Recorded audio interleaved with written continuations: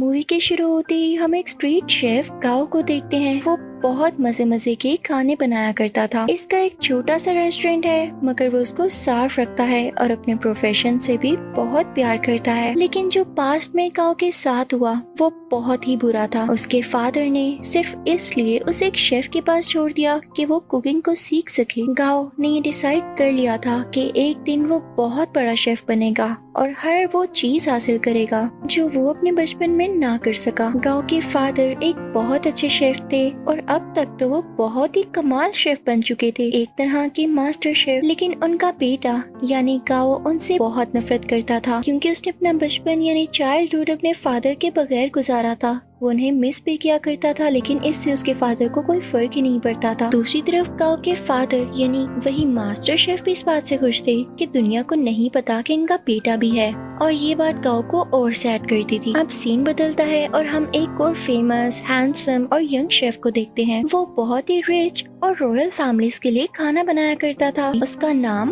पोल होता है। पोल का ये ख्वाब था कि वो अपने फादर के लिए अपनी कंट्री में एक रेस्टोरेंट बनाएगा। इसलिए वो अब्रोड को छोड़ते हुए और सब ऑफर्स को मना करते हुए अपनी कंट्री वापस आ जाता है। वहाँ जाकर वो एक फिश सेलर के पास जाता है और कहता है कि मुझे एक बड़ी सी मछली तो दिखाओ। तो फिश सेलर उसे मना कर देता है।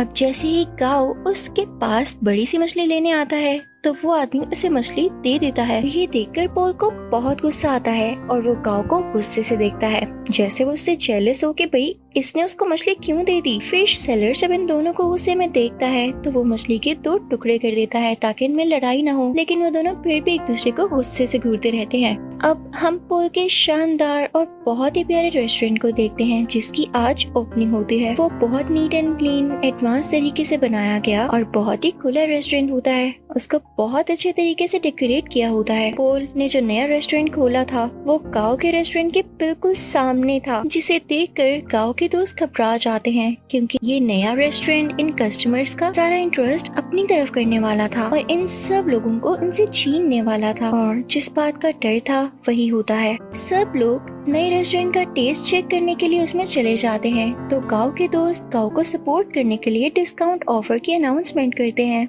जो कस्टमर्स को वाकई में अट्रैक्ट करती है, और वो फिर से गाओ के रेस्टोरेंट की तरफ चल पड़ते हैं। इस बात से पोल के दोस्तों को बहुत गुस्सा आता है और वो इनसे आके गुस्से से बात करते हैं कि तुम लोगों के साथ मसला क्या है, हमारी सक्सेस तुम लोगों से देखी नहीं जा रही। फिर एट द एंड दोनों पार्टीज में डिसाइड होता है कि क्यों ना एक कंपटीशन रखा जाए और देखा जाए कि किस शेफ के हाथ में ज्यादा टेस्ट है। अब दोनों को जबरदस्ती कंपटीशन में पार्ट लेने के लिए कहा जाता है। पहले तो वो मान नहीं रहे होते, लेकिन जब एक दूसरे को देखते हैं तो पहचान लेते हैं कि इन लोगों का सामना तो उस दिन फिश स्टॉल पर हुआ था। तो ये लोग कंपटीशन के लिए रेडी हो जाते हैं। अब टेबल लग जाता है और उस पर एक बड़ी सी फिश रखी जाती है जिसको इन दोनों ने काटना था। अब सबसे पहले पोल फिश को काटता है और उसके कांटे बहुत स्मूथली और तेजी के साथ निकालने लगता है। उसका ये तरीका सबको बहुत पसंद आता है। अब वो फिश फेंकता है गाओ की तरफ। गाओ भी फिश को बड़े अच्छे तरीके से काटता है और उसकी स्किन जब सबको दिखाता है तो उस पर जरा सा भी फ्लैश नहीं होता, यानी उस पर जरा सा भी फिश का मीट नहीं लगा होता। तो उसको भी सब बहुत एडमायर करते हैं, यानी दोनों की बराबर तारीफ होती है। अब वहाँ एक चेयरमैन भी होते हैं जो उनसे कहते हैं कि एक इंटरनेशनल कुकिंग कंपटीशन होता है, मुझे लगता है कि तुम दोनों को उसमें पार्ट लेना चाहिए। अब दोनों को प्रूव तो करना था कि इनमें से कौन बेस्ट शेफ है।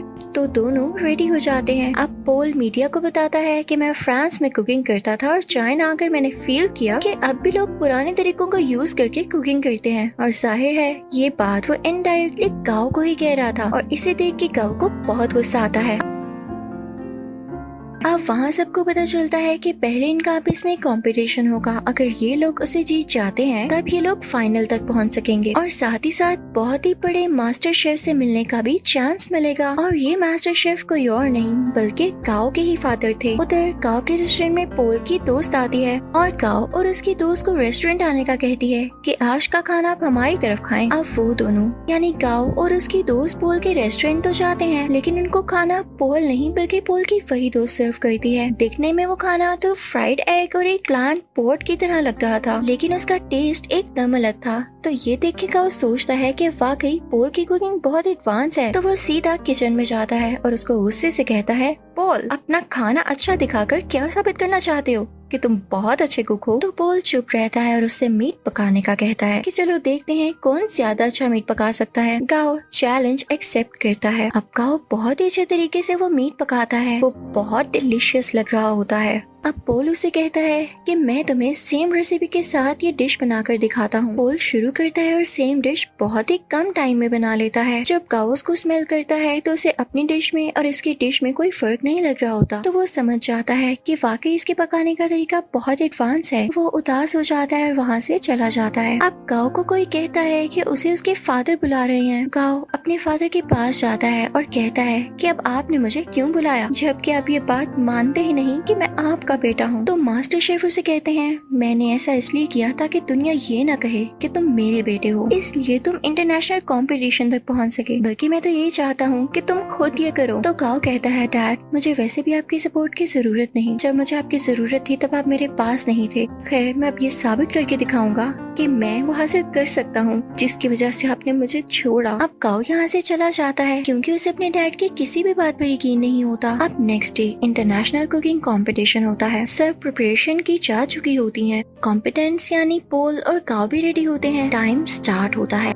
पोल की कोई स्वीट डिश होती है और गाओ की चिकन डिश। दोनों बहुत मेहनत से अपनी डिशेस तैयार करते हैं। पोल तो टाइम से पहले ही अपनी डिश तैयार कर लेता है, लेकिन उसके बाद गाओ की भी शानदार डिश रेडी हो जाती है। उसने भी टाइम पर अपना दिया गया टास्क पूरा कर लिया था। जजेस और ऑडियंस बहुत इम्प्रेस होते हैं और अब उनकी डिशेस को टेस्ट किया जाता है और दोनों के सेम पॉइंट्स आते हैं क्योंकि जज को उनके खाने में इतना ज्यादा डिफरेंस नहीं लग रहा था, यानी दोनों की डिशेस बहुत मजे की थी। तभी स्टेज पर एक जज आता है और इस कंफ्यूजन को क्लियर करने के लिए कहता है कि नो डाउट दोनों की डिशेस की टेस्ट बहुत आला थे, लेकिन मुझे टाइम मैनेजमेंट पॉल की ज्यादा पसंद आई, इसलिए ये कंपटीशन पॉल ने अपने नाम कर लिया है। पॉल यहाँ पर बहुत ज्यादा खुश हो जाता है। गाओ क्योंकि कंपटीशन हार चुका होता है तो वो बहुत ज्यादा उदास होने की वजह से अपने घर भी नहीं जाता और वीडियो गेम्स खेलने के लिए चल पड़ता है। वो कई दिन तक अपना टाइम यूं ही स्पेंड करता रहता है और एक दिन उसके पास वही शेफ आते हैं जिनके पास उसने अपना बचपन गुजारा और उसी के पास गाओ के डैड उसे छोड़ कर गए थे। वो उसे समझाते हैं कि गाओ देखो, हार जीत तो इंसान की जिंदगी का हिस्सा होती है ना।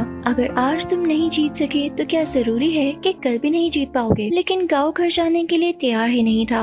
उसे बहुत समझाने के बाद कन्विंस कर लिया जाता है कि उसे घर जाना होगा और अगले कंपटीशन की तैयारी करनी होगी। अब पोल बहुत ज्यादा खुश होने की वजह से अपने रेस्टोरेंट जाता है। वो बहुत एंजॉय करता है। उसके सामने उसके दोस्त बैठे होते हैं तो बातों बातों में उसके दोस्त उसे कहते हैं पोल तुम अपनी दोस्त को चांस क्यों नहीं देते हो, वो इतने टाइम से तुम्हारे साथ है, तुम उस पर ट्रस्ट तो करो, उसे अलाउ करो कि वो इंटरनेशनली तुम्हें रिप्रेजेंट कर सके, तुम्हारे रेस्टोरेंट का नाम ऊंचा कर सके। तो पोल उसे कहता है हाँ वो मेरी अच्छी दोस्त जरूर है, इस बात से मैंने मना नहीं किया, लेकिन यार उसे खाना तक पकाना नहीं आता, वो कैसे मेरे रेस्टोरेंट को इंटरनेशनली रिप्रेजेंट कर सकती है। तो उसका दोस्त और बातें करने लगता है और उसकी बातों से ये लग रहा होता है जैसे ये उसकी दोस्त के साथ ही मिला हुआ है और इनके दिल में लालच आ रही है। तभी वहाँ पर पोल की वही दोस्त आती है और उसके सामने सूप की 2 कप्स रखते हुए कहती है पोल क्या तुम मुझे बता सकते हो कि इनमें से किस में सॉल्ट ज्यादा है। तो यहाँ पर पोल खामोश हो जाता है क्योंकि उसमें टेस्ट करने की एबिलिटी ही नहीं होती, उसके टेस्ट बर्ड्स ऐसा कर ही नहीं सकते थे और ये नेचुरली था। तो इस बात की वजह से पोल को बहुत दुख होता है कि उसकी अपनी दोस्त ने उसके बाकी दोस्तों के साथ मिलकर उसे चीट किया और धोखा दिया। तो अब उसकी दोस्त कहती है क्या हुआ पोल, तुम समझते थे कि मैं तुमसे प्यार करती हूँ।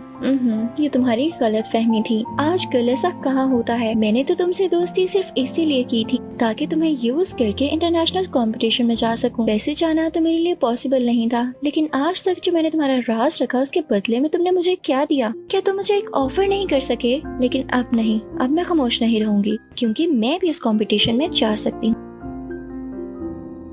अब यहाँ पर एक और बड़ी बात रिवील होती है कि पोल की दोस्त पोल के ही दोस्त के साथ मिलकर पोल को चीट कर रही थी क्योंकि वो दोनों अब रिलेशनशिप में थे और पोल के अगेंस्ट ही एक साजिश यानी कॉन्स्पिरेसी चल रहे थे कि पोल के रेस्टोरेंट को बेच देंगे और उनसे जो पैसे आएंगे उनसे अपनी लाइफ स्टार्ट करेंगे। लेकिन पोल भी ऐसा होने दे नहीं सकता था। पोल बहुत उदास हो जाता है और अपने रेस्टोरेंट से बाहर आ जाता है। रात हो चुकी होती है और वो बाहर बैठकर ड्रिंक करने लगता है। तभी उसे गाओ भी देख लेता है और उसके पास आके कहता है पोल तुम उदास क्यों बैठे हो यार, तुम तो जीत चुके हो, तुम्हें खुश होना चाहिए। तो पोल उससे कहता है हाँ जीत तो चुका हूँ पर हार भी बहुत कुछ चुका हूँ। खैर तुम छोड़ो, तुम्हें एक बात बताता हूँ। सामने ये बैनर देख रहे हो, वो इनफैक्ट गाओ के फादर यानी उसी मास्टर शेफ की पिक्चर होती है। तो पोल उसकी तरफ इशारा करके कहता है ये मेरे आइडियल है हैं, मैं चाहता हूँ मैं इनकी तरह बनूं। तो काओ आगे से हल्का सा मुस्कुराता है और कहता है, पोल ये मेरे फादर हैं। तुम यही सोचते हो ना कि अच्छे इंसान है और तुम इनके जैसा बनो, तो मैं तुम्हें बताऊं मेरे फादर दिल के बहुत बुरे हैं। काओ उसे अपने पास्ट की स्टोरी बताने लगता है कि उन्होंने मेरे साथ क्या क्या किया। पहले तो पोल कहता है, काओ तुम मजाक कर रहे हो यार, बस कर दो। लेकिन काओ उसे बताता है, नहीं वो मुझे बचपन में वाकई में छोड़ के थे, सिर्फ इसलिए कि मैं उनके प्रोफेशन को अपना नहीं पा रहा था। मैंने अपना सारा बचपन उनके बगैर गुजारा है।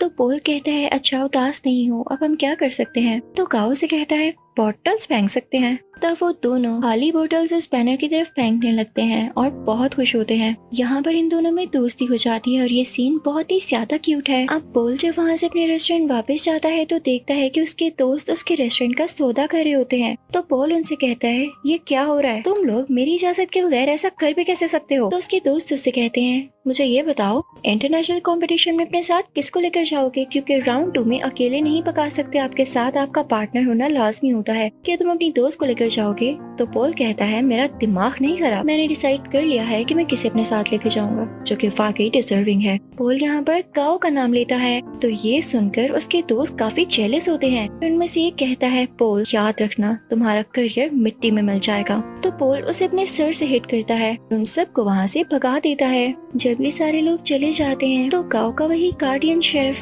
पोल से कहता है, पोल वाकई तुमने ये सोचा है कि तुम काओ को अपने साथ लेकर जाओगे। तो पोल कहता है, हाँ क्यों नहीं, और साथ ही वो काओ के शोल्डर पर पैट करता है और कहता है, हाँ ये डिजर्विंग है। सब बहुत खुश होते हैं। अब यहाँ पे कंपटीशन की तैयारियां शुरू हो जाती हैं। दोनों में ये डिसाइड होता है कि पोल काओ को अपने नए तरीके सिखाएगा, जबकि काओ पोल को अपने पुराने तरीके जिस तरह से वो कुकिंग करता है। काओ पोल से कहता है, तुम परेशान मत होना, अगर तुम्हारे टेस्ट बड्स काम नहीं करते मैं तुम्हारा टेस्ट वापस लाने में तुम्हारी मदद करूंगा। वो उसे समझाता रहता है कि इस तरह करो।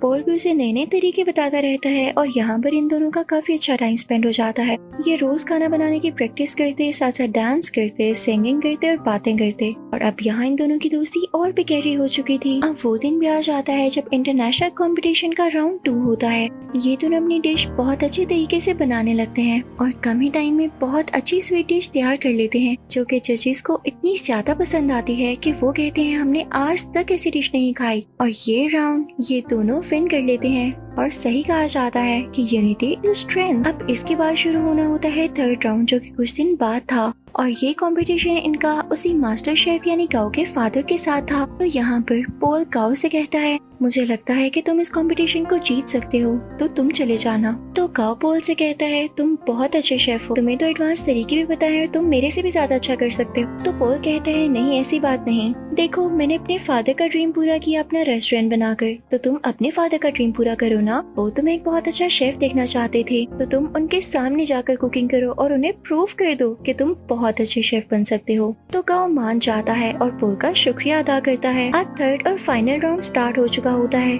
दूसरी तरफ मास्टर शेफ भी अपनी डिश बनाने लगता है। अब काओ भी शुरू हो जाता है, लेकिन शुरू होने से पहले ही उसे अपने बचपन की कुछ यादें आने लगती हैं, जहाँ पर उसके फादर उसे छोड़ गए थे और उसे काफी बच्चे बुली किया करते थे। वो उन्हीं यादों में खो जाता है। उसके फादर आकर उसके मुंह पे पानी गिराते हैं और कहते हैं, अपना काम शुरू करो। तो अब यहाँ पर काओ कुछ बनाना शुरू करता है। दूसरी तरफ काओ के फादर यानी वही मास्टर शेफ बहुत ही ज्यादा प्यारी स्वीट डिश बनाते हैं, जैसे फायर लगी हो और उसमें से एक फूल निकल रहा हो। उस फूल का बहुत ही आला टेस्ट होता है। जजेस को ये बहुत ज्यादा पसंद आता है। और जब काओ की बारी होती है कि वो अपनी डिश दिखाए कि उसने क्या बनाया है, तो वो एक बाउल में नूडल्स बनाकर सीधा अपने फादर के पास जाता और उनको वो प्रेजेंट करता है। मास्टर शेफ उसे टेस्ट करते हैं तो वो नूडल्स उन्हें बहुत अच्छे लगते हैं। और ये वही नूडल्स होते हैं जिनकी वजह से काओ को उसके फादर से डांट पड़ी थी कि तुम तो नूडल्स तक नहीं बना सकते। और आज काओ ने इतने मजे के नूडल्स बनाए थे कि उसके फादर उसे खाना ही नहीं छोड़ते और नूडल्स को वाइल्डली खाने लगते हैं। वो अपने बेटे को रोक के कहते हैं, शाबाश बेटा, तुमने बहुत अच्छा नूडल्स बनाए। वो यहाँ पे काफी इमोशनल हो जाते हैं। तो ऑडियंस को भी पता चल जाता है कि एक तो इनका सरनेम सेम है और इन लोगों का बिहेवियर देख के भी यही लग रहा है कि ये बेटा और बाप हैं। यहाँ पर काओ का ख्वाब भी पूरा हो चुका था और उनके फादर का भी। अब उधर हम रेस्टोरेंट में देखते हैं कि पोल और काओ अब साथ काम करते हैं और उनकी ऑडियंस पहले से कई ज्यादा है, यानी उनके पास और भी ज्यादा कस्टमर्स आते हैं। लोग उनका खाना बहुत ज्यादा पसंद करते हैं और इनके रेस्टोरेंट में अब रौनक ही रौनक हो जाती है। इसी के साथ ये मूवी यहीं पर एंड होती है।